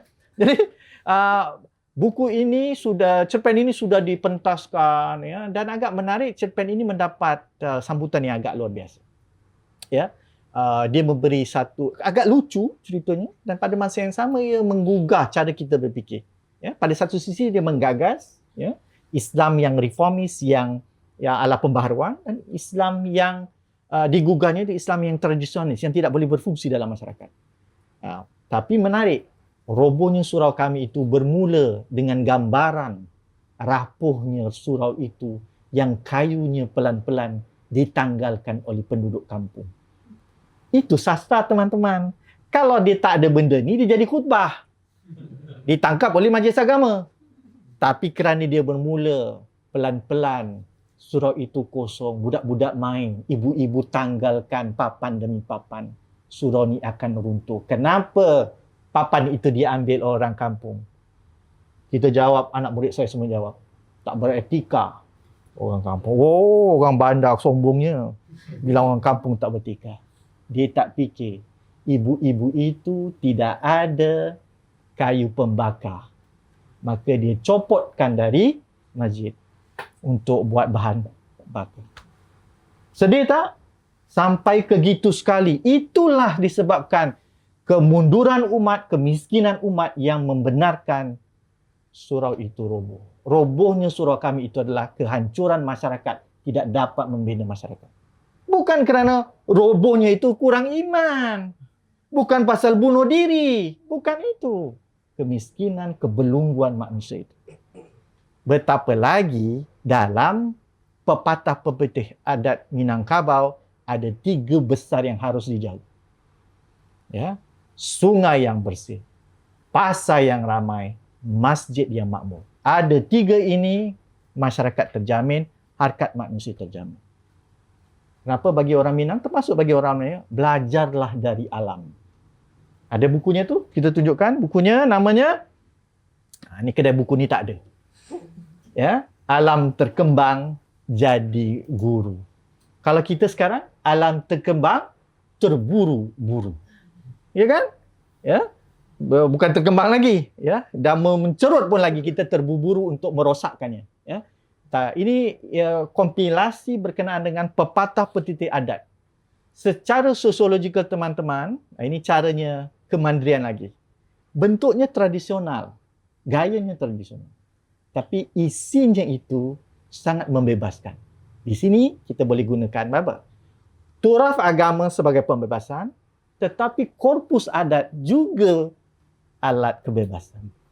Alat untuk kita mandiri untuk berfikir sendiri. Buat masa ni. Orang Melayu cakap kan, hidup di kandung adat. Pernah tak secara jelas kita orang Melayu menyusun balik adat bidalan pepatah petitih kita yang telah disusun oleh Pak Tenas Effendi? Pernah tak apa yang diusulkan Pak Tenas Effendi masuk dalam korpus kita membicarakan sains kemasyarakatan Melayu kita? Tak masuk. Kita tak ada sosiologi of adat. Sebab adat di bawah lensa kolonial. Orang kolonial kan, kalau kita cari buku ni, semua yang buat seolah-olah adat itu benda yang mati, dah tak boleh berguna lagi. Tapi kalau kita punya lensa yang mandiri, kita boleh lihat cara dia menulis ini. Ini luar biasa. Jadi teman-teman yang maksud mazhab ini yang kita masukkan ini, bukanlah kita nak balik, ini bukan soal authenticity. Ya, bagaimana kita berdepan dengan realiti kehidupan hari ini, tetapi dengan korpus yang baik kita guna. Contoh, dalam perbilangan adat kita, biar mati anak, jangan mati adat. Maksudnya apa? Dahlah cakap macam pakcik-pakcik champion. Itulah orang Melayu. Kahwin 1 bulan, bankrupt, nak jaga adat. Pakcik, bukan itu maksudnya. Literasi ini sangat rendah. Maksudnya, nobody is above law. Yang anak kau mati, law stand. Tak ada orang pilih kasih. Betul tak dalam turaf Islam, dalam syariah? Ya kan? Banyak cerita sahabat kan, anak dia buat kesalahan kan, dihukum kan? Tak ada orang di atas syariah. Begitu juga dalam kehidupan masyarakat Melayu, tak ada orang di atas adat. Tak ada orang boleh dilepaskan hukum. Right? Law is not arbitrary. Itu maksudnya kan? Mulia tak? Boleh, tapi kita dah salah baca. Apa lagi perbilangan adat? Ada yang ini. Secupak tidak jadi segantang. Oh, Melayu ini sangat fatalis. Tidak beri. Itu logika. Bukan pesimisme. Ya, anda baca matematik kan? Tak mungkin jadi itu kan? Nah, ini kadang-kadang kan kita salah. Nah, siapa yang memulakan cara membaca bidalan-bidalan dengan sangat negatif? Mau cakap. Geng-geng Melayu. Ya, awal-awal kemerdekaan kita nak balik. Ya, tetapi mengikut pola kolonial.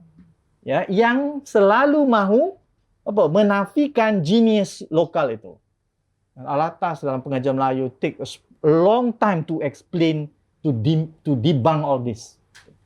Itu kerja apa teman-teman? Menggugah landasan-landasan yang tidak jelas dalam ini. Perlu ingat ya, waktu kita merdeka, kita buat pengajian Melayu, kita dibebani dengan apa? Legasi kolonial. Kolonial yang buat pengajian Melayu. Dan pengajian Melayu itu sangat instrumental. Kalau anda lihat yang masuk dalam pengajian Melayu, semua yang geng-geng yang akan memerintah Melaya ni, itu masuk. PMX. PMX pengajian Melayu lah. Ya. Pengajian Melayu jangan ingat tata bahasa je ya. Jangan main-main. Ini semua geng-geng elit Melayu yang besar-besar itu semua dalam pengajian Melayu. Jadi kalau pengajian Melayu sendiri tak terurus dengan baik, maksudnya ya, pola pikir yang tidak itu akan jadi. Kenapa? Ya, Madani sebagian begitu. Agak terbuka. Ada sejarahnya dalam pengajian Melayu ya. Okey. Baik, seterusnya ya. Alam terkembang jadi guru, saya tidak perlu ya menjelaskan. Ini contoh-contoh yang saya serukan. Nah, kita lihat di sini puisinya, agak menarik ni ya.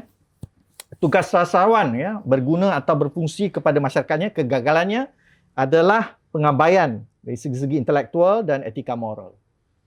Sastrawan kita teman-teman, dia tulis, dia tak suruh kita melihat apa kosakata dia gunakan, ya, dialek Kedah ke dialek Perlis yang dipakai, tak.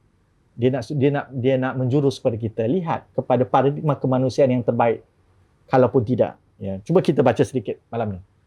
Tidakkah Tuan dengan segala dengar dengan segala rintih, keluh kesah suara serak oleh tangis sepanjang waktu? Tidakkah Tuan lihat bangkai hidup tinggal kulit pembalut tulang oleh lapar yang diderita? Dia telah jauh di lamun ombak nestapa, sedang Tuan bergembira di benua bahagia. Lupakah Tuan sumpah dan ikrar, kalau jabatan mula dipangku, membela menyantun, siapa derita?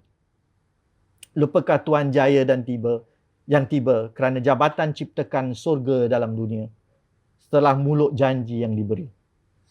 Megah Tuan sekarang, buta pada yang terang, dalam nikmat Tuan kini, lupa pada janji. Dapat Tuan bermegah lupa sengaja pada sumpah? Kenapa? Soalannya apa teman-teman? Bertanya pada kepimpinan kan? Ya. Pertanggungjawabannya. Artinya sastra kita itu, ya Anavis ini, menggerakkan sastranya itu sebagai apa? Pencerahan sosial. Dan sastra kita, ya, sepanjang perjalanan itu tidak pernah sebagai konsumsi pribadi. Tak pernah sastra kita itu seperti, aku terasa dingin di Eiffel Tower. Silakan, kau nak sejuk ke, kau tak apa. Ya. Ya. Kalau nak tulis, silakan. Nak buat, silakan. Tapi jangan sedih bila masyarakat tidak baca, sebab selera masyarakat kita, sastra itu mesti ada tujuannya. Kalau nak masuk korpus, mesti ada tujuan. Itu cara kepimpinan kita dari awal berfikir. Bayangkan teman-teman, kalau dari awal tak ada asas 50 yang dipandu oleh Ihsan Ismail, bagaimana sastra kita sekarang? Tak jelas kan? Dan asas 50 pun bukan dari turun dari langit kan? Berdasarkan kepada rentetan sejarah dari awal. Mulanya dari siapa? Sebelumnya itu Pak Harun Amir Rashid. Sebelum itu siapa lagi? Ya, kita boleh lihat orang seperti Syed Al-Hadi. Sebelum itu siapa? Surat-surat khabar yang bergerak awal-awal. Itu munshi-munshi dalam surat khabar. Bergerak dari mana? Dari Munshi Abdullah. Munshi Abdullah dari mana? Dan seterusnya, dan seterusnya. Boleh kita sambung, munshi pun dapatnya itu dari mana? Kitab Tajus Salatin. Terang dalam karya munshi, dia kata, referensi dia apa? Referensi dia bukan kolonial. Referensi dia bukan padri. Referensi dia ada Tajus Salatin. Apa tu Tajus Salatin? Ada tak kitabnya di sini? Aduh, sayang sekali. Ada. Oh, simpanan ya. Itu Tuhfah An-Nafis. Ya. Tajus Salatin. Ya, buku kitab Etika Melayu terbit 1603 Masihi di Aceh. Karya Melayu yang terbanyak peredarannya di dunia Melayu. Ya. Hampir sama banyak dengan karya yang satu lagi ditulis oleh Hamzah Fansuri, tapi itu underground, orang sufi je baca. Ya, karya Hamzah Fansuri. Tapi Tajus Salatin semua orang baca. Termasuk istana-istana Melayu, termasuk istana di Brunei pun ada naskah Tajus Salatin. Raja Ali Haji ada 2 naskah leather bound, hantar ke Batavia just to keep the book on record. Jadi buku ni luar biasa powerful. Keraton Aceh simpan. Jadi maksudnya teman-teman yang saya nak sebut di sini, ada tradisi keilmuan yang mencerah, sudah ada. Kalau kita perpanjangkan, dia ada rentetan. Kenapa? Akal mesti berdiri. Kemanusiaan martabat manusia harus berdiri. Keadilan mesti berdiri. Kesamataraan mesti ada. Antara kalam dengan pedang, kalam naik dulu. Mana apa? Ilmu. Pendidikan anak mesti diajar cara yang baik dan berbagai lagi ada dalam Tajus Salatin. Teman-teman, yang saya sebut ini bukan liberal. Yang saya sebut ini bukan progresif barat. Ini dari nasab tradisi Islam. Nah, ini yang harus kita kembali balik pembicaraan kita. Jadi kalau nak disebutkan orang kata ini mazhab mandiri ni agak liberal sikit ni ni agak kiri-kiri ni takut sosialis ni. Halo. Ni Tajus Salatin apa? Karl Marx. Ya, 1603 Masihi. Ya, jadi boleh ya, kalau kita. Nah, dari mana 1603 ni? Pastikan dalam proses Islamisasi Islam kan? Ada 3 cabang dalam turaf Islam. Apa cabangnya teman-teman?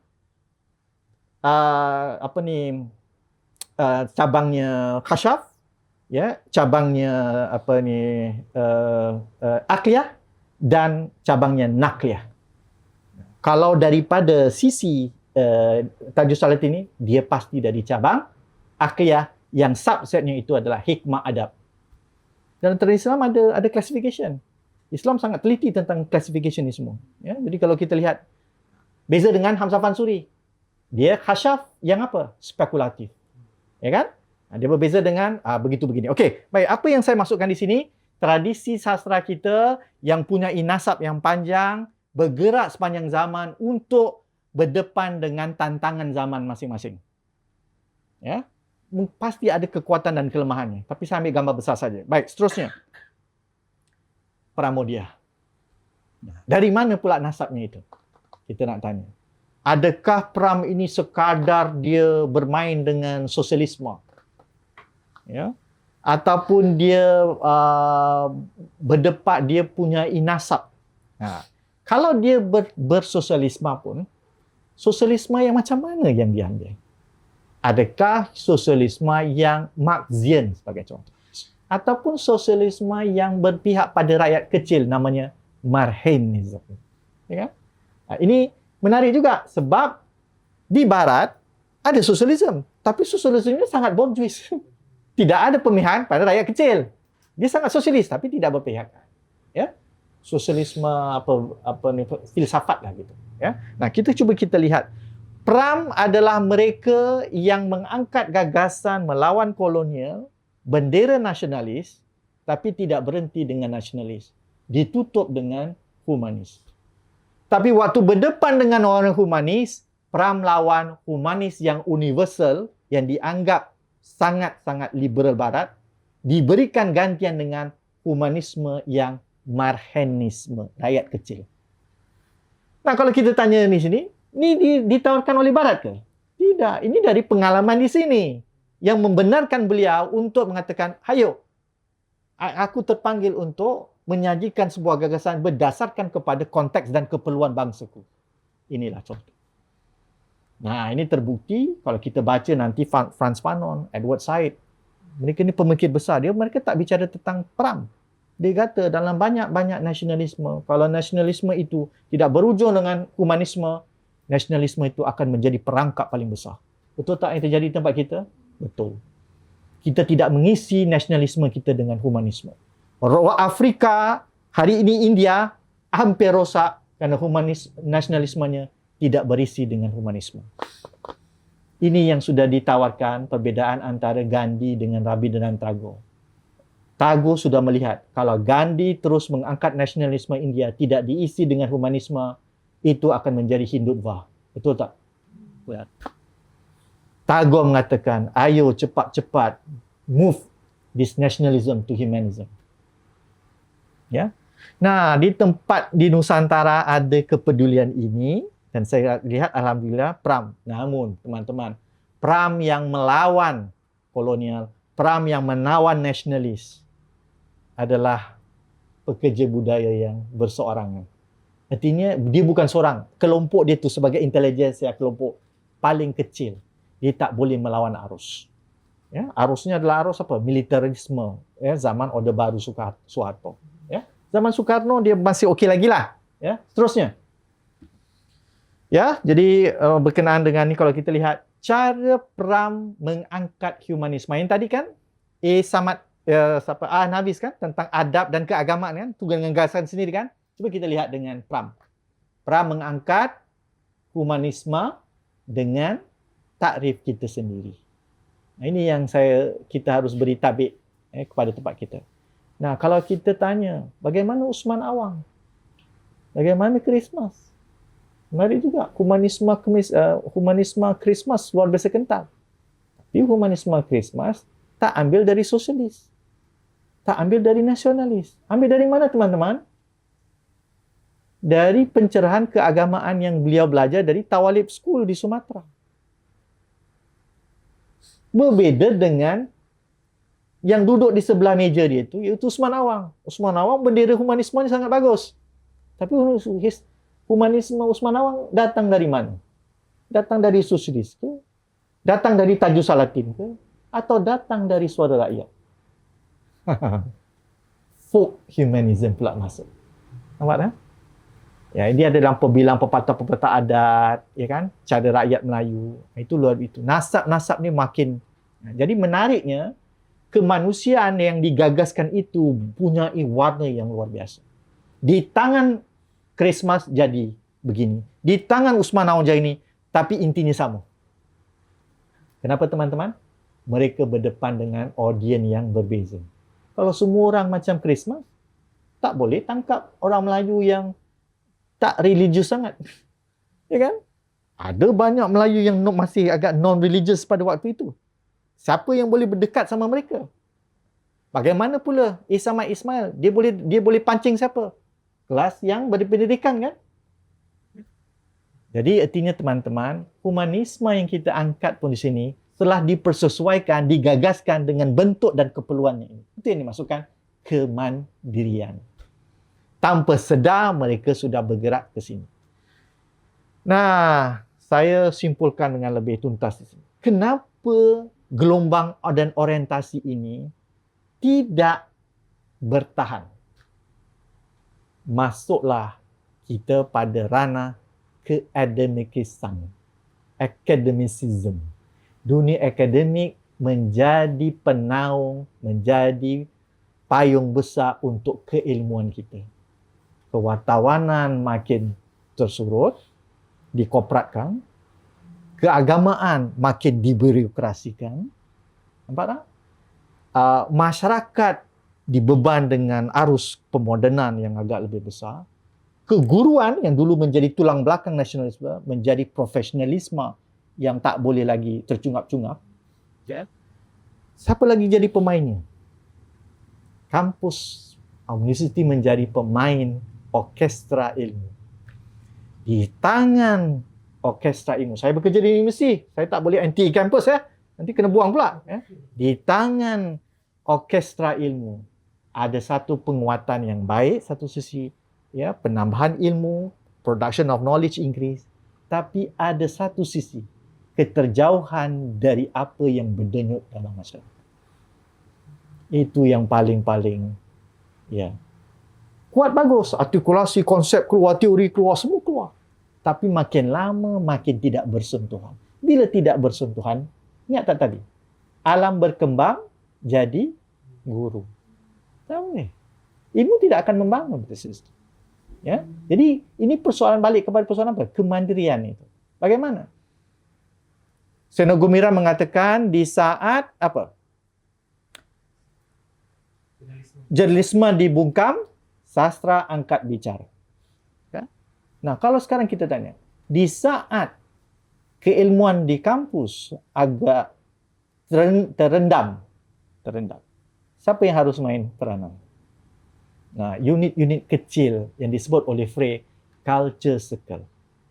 Lingkaran budaya yang bergerak dalam masyarakat menjadi tawaran-tawaran untuk perpustakaan yang otonom, kedai buku yang berotonom, kawan-kawan yang berotonom. Anda tidak dipaksa, Anda tidak dapat apa-apa. Tanya Azam, kita tak dapat apa. Datang sini lagi beli buku pula. Ya? Ya, tak pernah. Tak ada. Ya? Cik Wan belanja duit minyak sendiri. Ya, kita tak ada ini. Tak ada ini. Tapi kita tak nak bilang, lillahi ta'ala. Tak perlu sebutlah. Tak payahlah. Itu kerja Tuhan lah. Tengok ya. Tapi kemandirian itu datang dari unit-unit kecil ini. Dan saya rasa kita sama-sama boleh bergerak secara peribadi atau secara kelompok untuk mengangkat ya, satu sisi yang dipanggil cara berfikir yang sangat manusiawi. Itu terpanggil cuma itu. Makanya teman-teman, ujung-ujung saya balik kepada takrif yang besar itu. Intelijensia yang berfungsi. Nah, kalau dulu intelijensia itu berlapik pada institusi. Dalam Kesatuan Pekerja, dalam Persatuan Penulis. Ya. Hari ini mungkin mode itu bukan kita lagi. Kita nak individual yang tak perlu association. Ya. Tapi secara peribadi, secara kelompok, kita boleh memainkan peranan untuk mengangkat pewacanaan. Kalau kampus atau sekolah mempunyai tantangan masing-masing, kita bergerak ya, mengangkat lingkaran kebudayaan, lingkaran bacaan. Saya rasa itu yang menjadi ya, saya dan Saudara Azan kita tak kenal pun. Kita tak kenal. Alih-alih tak tahu macam mana boleh jumpa ya. Di dalam pertemuan pada itu, pertemuan Pak Kasim ya. Ya kan? Buku Pak Kasim dilancarkan. Kenal satu meja. Buku anda kasih saya naskah Ikat Merom Mahawangsa. Ya. Jadi saya kata, okey, ni Mamat ni agaknya boleh buat jadi kawan lah. Saya bilang pada Wan ni siapa ni si Mamat ni ya. Lama-lama kita jadi kawan kan?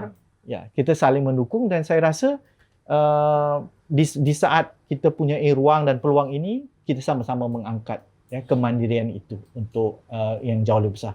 Tak ada KPI, ya, tak ada imbuhan, ya, tapi kita buat ini kita rasakan bahawa wacana harus berdiri dan harus berlangsung. Sekian. Wabillahi taufiq wal hidayah. Wassalamualaikum warahmatullahi wabarakatuh. Sekian. Ada soalan teman-teman? Soalan? Ya. Ni kita dah ada dari Brunei. Nanti next time round Brunei pula masuk. Kalau ada Italia pun boleh. Ada? Ya.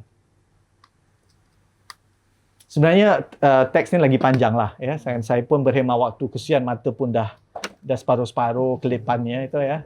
Antara kontroversi Pram ni yang waktu Lekra dengan Mani Kebu tu. Ya. So, boleh ya. Baik. Jadi gini, Pram itu hidup selepas perang dan adalah Indonesia Merdeka 49 ya, 45-49. Ada kubu-kubu yang kuat. Kubu yang dipanggil Nasakom oleh siapa ini? Soekarno. Nasionalisme, agama dan komunisme. Ya. Itu visible ya, sekali. Dan antara kelompok yang pada ujung-ujung Soekarno, dia agak cenderung untuk memberikan ruang yang lebih kepada kelompok kiri. Entah ia Marxis, entah ia komunis. Ya. Ada satu lagi yang kiri namanya sosialis, tapi mereka tidak begitu berketerampilan. Jadi ada sebuah organ dalam Parti Komunis Indonesia PKI namanya LEKA, Lembaga Kebudayaan Rakyat.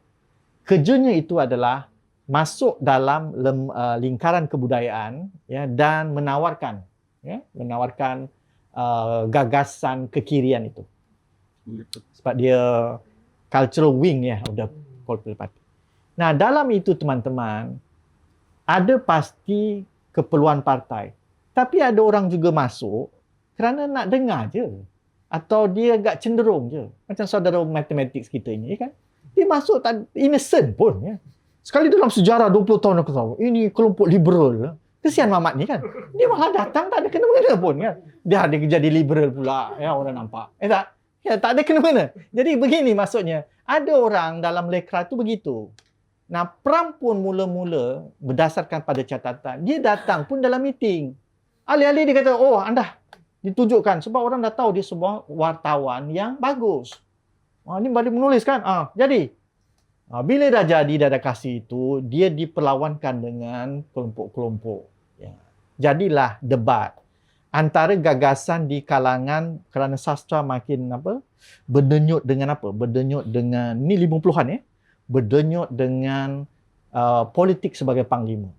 Jadi kelompok Manikebu Manifesto Kebudayaan mengeluarkan gelanggang itulah, gelanggang itu satu manifesto bahawa mereka berdiri pada kemanusiaan yang sejaga, tidak didiktat oleh partai begitu begini. Bagus satu sisi.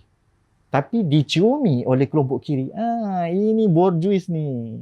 Ini masih antik barat. Dia tak bicara dengan istilahnya apa? Istilahnya kiri itu. Istilah kiri apa? Proletar, marhain, ya kan? Berdiri atas kesamarataan. Itu bahasa-bahasa yang sangat sosialis.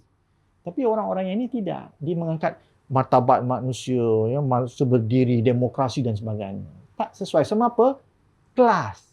Mungkin satu yang kelas ini lebih daripada kelas yang agak apa?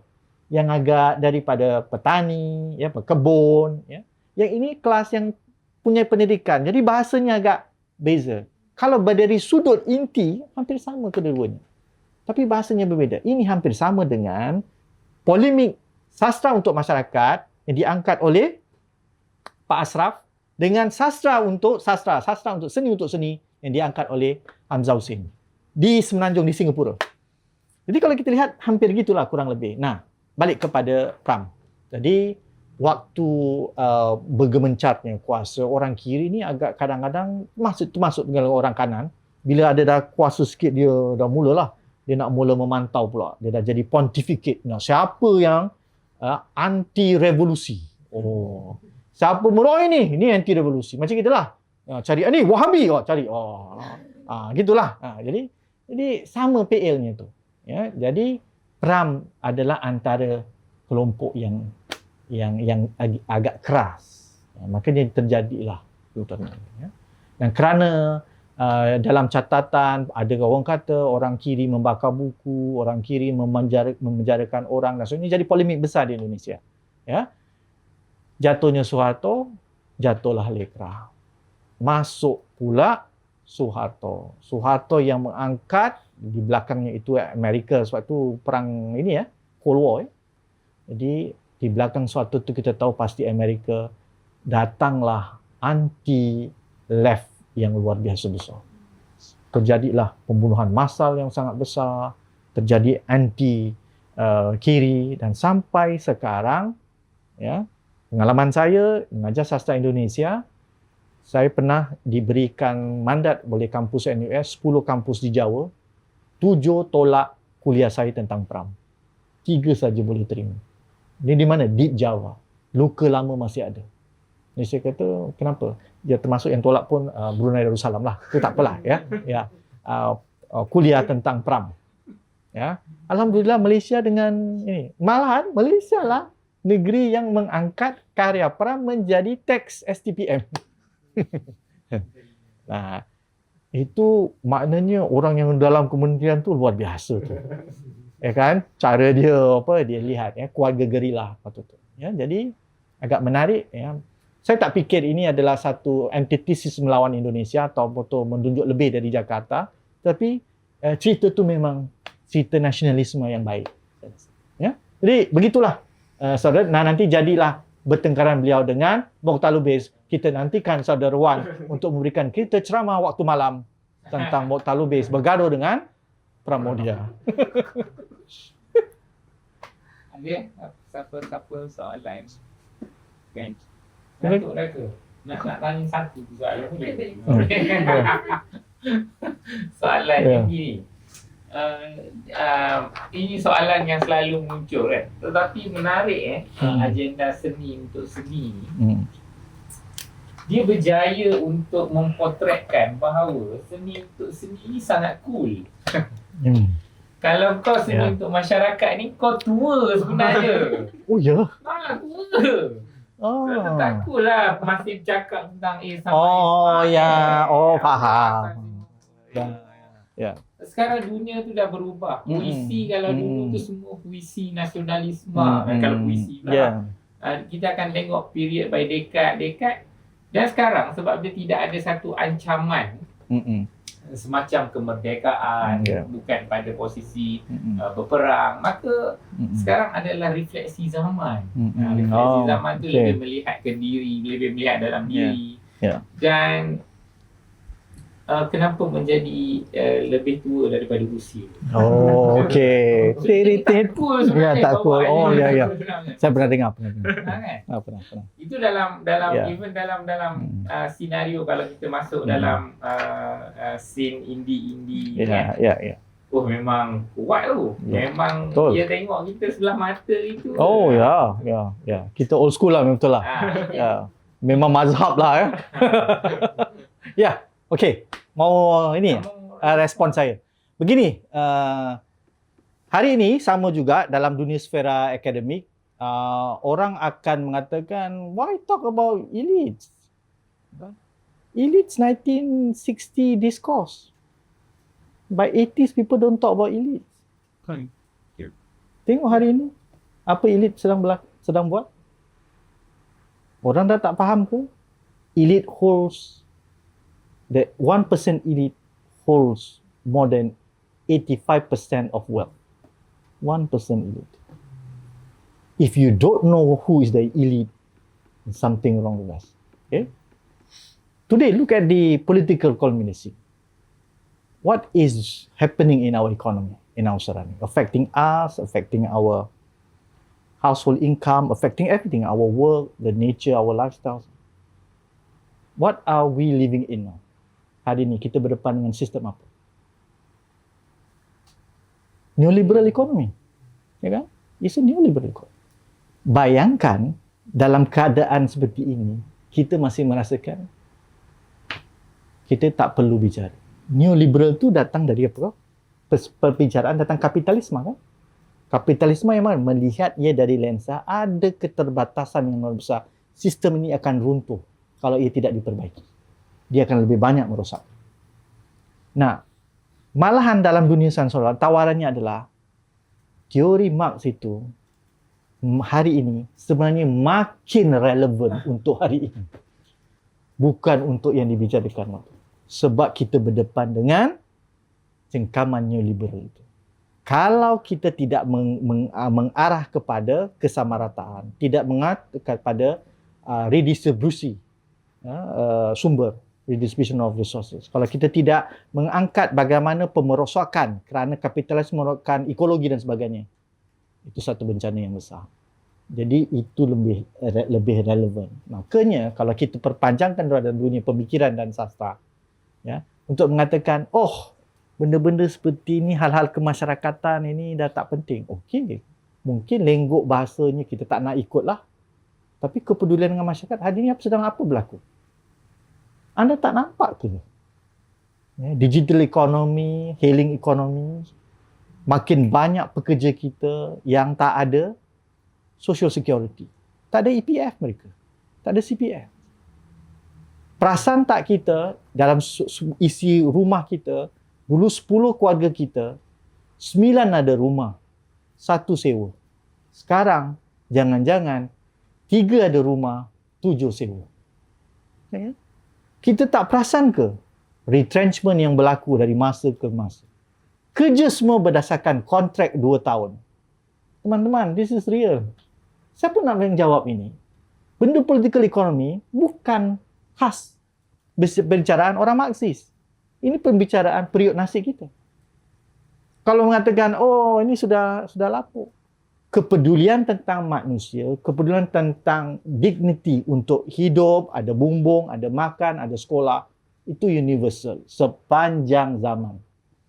Tak boleh kata, ini cerita lama. Balik pada tu. Bayangkan anak didik yang tidak dilatih untuk memahami siapakah elitnya. Itu ada satu kelas yang sangat jahanam.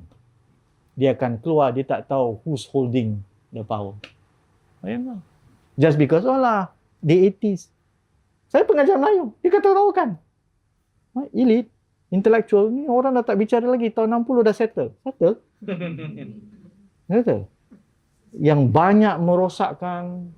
Jadi kepedulian kita itu, dia merentas zaman. Ya, mungkin pasti bahasanya harus berubah. Contohnya, ecological disaster kita. Itu makin meluas. Ya. Jadi persoalan kita mengangkat harkat manusia mesti disambung dengan harkat alam. Ya.